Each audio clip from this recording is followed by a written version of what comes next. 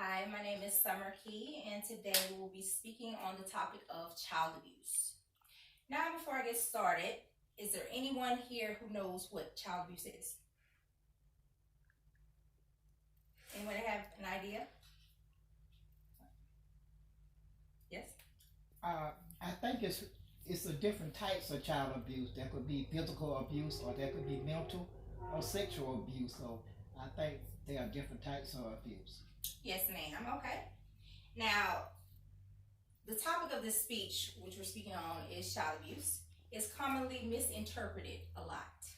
And there is many of us that are ignorant to what defines child abuse. Whether it comes from, the effects that it has on children, how it is perceived, or, typical do's and don'ts when it comes to discipline our children. Now, gaining knowledge of child abuse will help individuals to recognize children who are victims rather than overlooking a situation that we know nothing about. Because if I said, for example, if I said, Auntie, go check the cake and see if it's ready, and you're not a baker, you know anything about cooking, how would you know how to respond to what the cake actually looks like? Now, so to begin, I'll start off by a quote by Stefan Molyneux, and it is, "The major absence in the mind is a lack of knowledge of evil." Okay, so for me, child abuse started at the age of 3. Expressing my emotions and anger, fighting, yelling, screaming, kicking, crying, or even isolating myself earned me the label of being a bad child.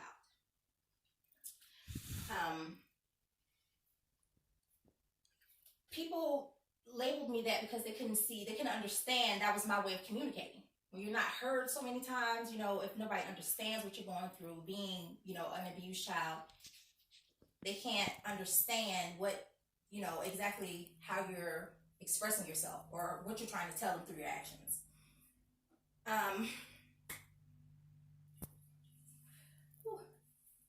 Many people that I was around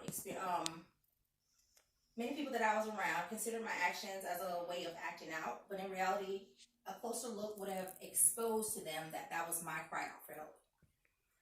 In the United States, millions of children suffer child abuse in silence because no one understands or recognizes what an abused child looks like or the symptoms and signs that they show. Let's see here.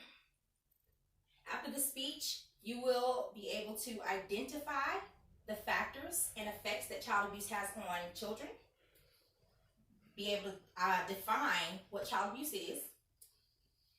And both of these are important because they will allow the characteristics of an abused child to become more recognizable to you, if you've ever seen one.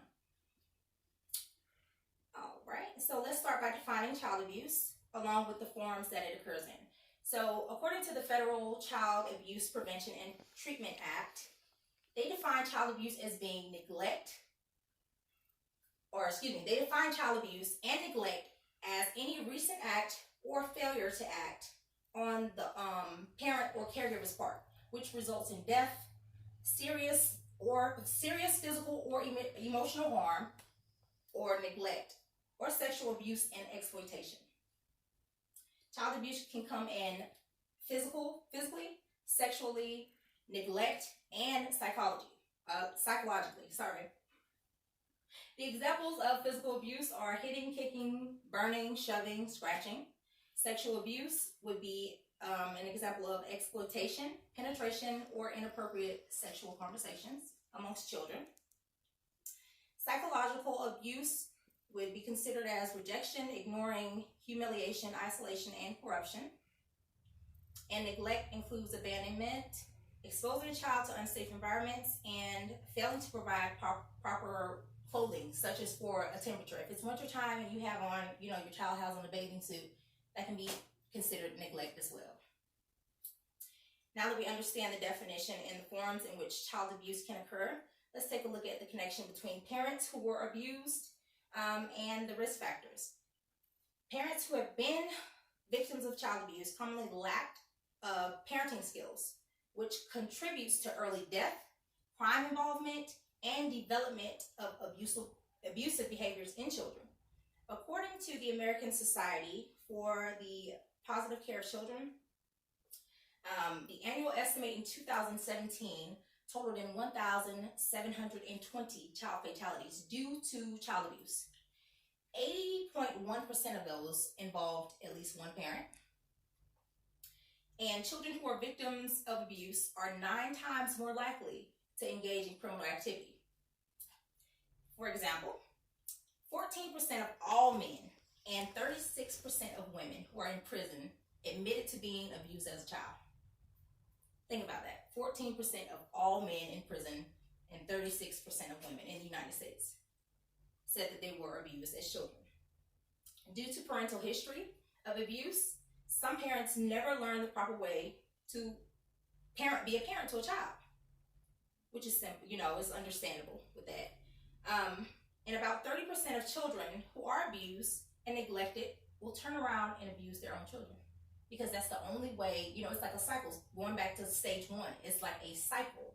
If a parent who has been abused, that's all they know. That's all they've grown up around. They've never gotten taken from their parents. Later on, when they have children, they'll abuse their children. Then that cycle will go ahead and be continuous. All right. And since we see how the parental history of child abuse and risk factors are in connection, let's take a look at possible complications that may arise from children who are abused. So child abuse affects the brain development in children and may lead to an attachment disorder. Now, that is a psychological disorder.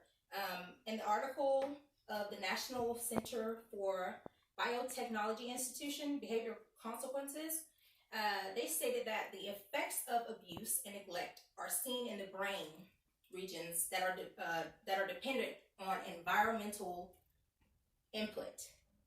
So when children are abused, it may lead to serious attachment disorders, since an acceptable caregiver is required to support the brain architecture and the ability to regulate behavior and emotions. So it takes a positive parent to that affects how a child's brain develops. You can't, a child's, meaning that a child will not be emotionally stable in any way. And they're going to apparently have issues if they don't have a proper caregiver. The examples of some of the symptoms that an attachment disorder may include are an aversion to touch. So, hypothetically speaking, when they're touched, instead of responding positively, they may, flinch or laugh, or some of them may even say ouch because that's what they're used to. So those are kind of, the characteristics of a child who is experiencing abuse. Some of them have control issues, in which the child is often disobedient, defiant, argumentative, and going to great lengths to prevent from feeling helpless, because that's what they're used to. So when they're around somebody who does not abuse them, that's what they give off. Difficulty showing genuine care and affection, in which the child shows inappropriate affection with strangers. Some of them may hug way too tight. Some of them may get attached to you, not let go, because they're, when a child feels love, say for instance, my kids, let's not do my children. Just say a random child, those kids that, you ever had a child just hold on to you, and you just, sometimes it kind of gets uncomfortable because you're like, okay, let me go, or, you never know what, not saying that every child who just holds on to somebody is being abused, but these are some of the characteristics that they show. And lastly, the undeveloped conscience, in which the child acts as if they do not have a conscience, failing to show guilt, regret, or even remorse after behaving badly, like they don't care. And now that you know what child abuse is and risk factors and how it affects the brains of children, in conclusion, child abuse is, once again, a non-accidental physical, sexual, emotional, or neglectful act that is conducted by parents and caregivers, resulting in the child's harm, well-being, and parental child abuse history plays an important factor in the continuous cycle of this crime. The effects that it has on, the effects that child abuse has on the brain of a child can lead to mental health issues.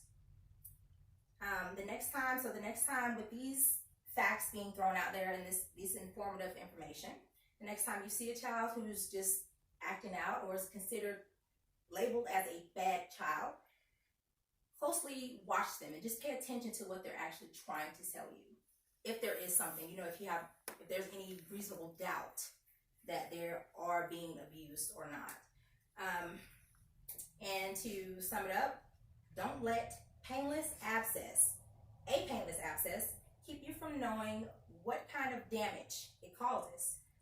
Because one day, that information could be valuable to you or someone you know. Is there any questions? That was good. I like that.